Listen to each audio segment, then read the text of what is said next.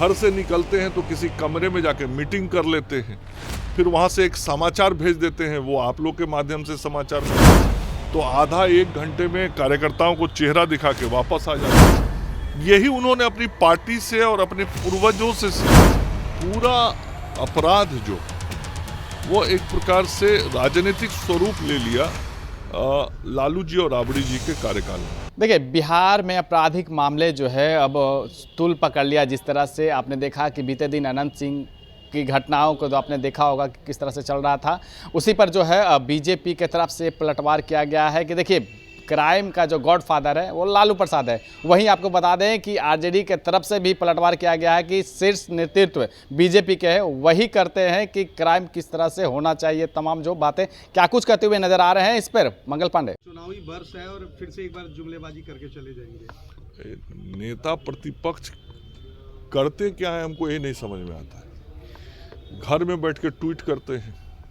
फिर वही आप लोगों के प्रश्न का आधार बन जाता है।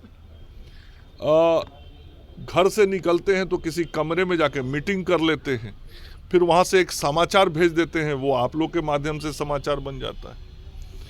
फिर गलती से कभी बिहार के किसी कोने में जाते हैं तो आधा एक घंटे में कार्यकर्ताओं को चेहरा दिखा के वापस आ जाते हैं। तो ना जनता से सरोकार है, ना कार्यकर्ताओं से सरोकार है और ना जनहित से सरोकार है। और ऐसा होना कोई आश्चर्यजनक नहीं, इसलिए कि यही उन्होंने अपनी पार्टी से और अपने पूर्वजों से सीखा है। मतलब पूर्वज मतलब जो उनके पार्टी के वरिष्ठ पुराने नेता हैं, और चाहे उनके पार्टी के राष्ट्रीय अध्यक्ष जी हों, पूर्व मुख्यमंत्री राबड़ी जी हों या अन्य नेता जिनके सानिध्य में वो राजनीति करना सीखे और आज राजनीति कर रहे, सबने ऐसा ही किया। बिहार की जनता को ठगा है, बिहार की जनता को मूर्ख बनाया, बिहार की जनता को अपराधियों के शरण में लेके चले गए, ये भी वही करने में लगे हुए हैं। तो बिहार की जनता जान रही है राजद की वास्तविकता, और इसीलिए राजद को हर चुनाव में जनता अपना समर्थन नहीं देती है। और इस बार 2025 के चुनाव के बाद बिहार से राष्ट्रीय जनता दल नामक राजनीतिक दल जो है वह प्रायः विलुप्त हो जाएगा। जी और उनके शासनकाल के इतने सारे वीडियो रिकॉर्डिंग रखे होंगे जिसमें कैसे अपराधियों को मंच पे बुला के वो सम्मानित करते थे, किस प्रकार से अपराध से पीड़ित व्यक्ति मुख्यमंत्री के गेट के सामने जाके गिड़गिड़ाता था, जिसके घर में अपहरण हो गया रहता था वह भी मुख्यमंत्री आवास ही जाता था, चूँकि सबको मालूम था कि यदि किसी का अपहरण हुआ है और वो छूटेगा तो उसकी चाबी मुख्यमंत्री आवास में ही है। मतलब वहीं पे सारी बातें होती थी।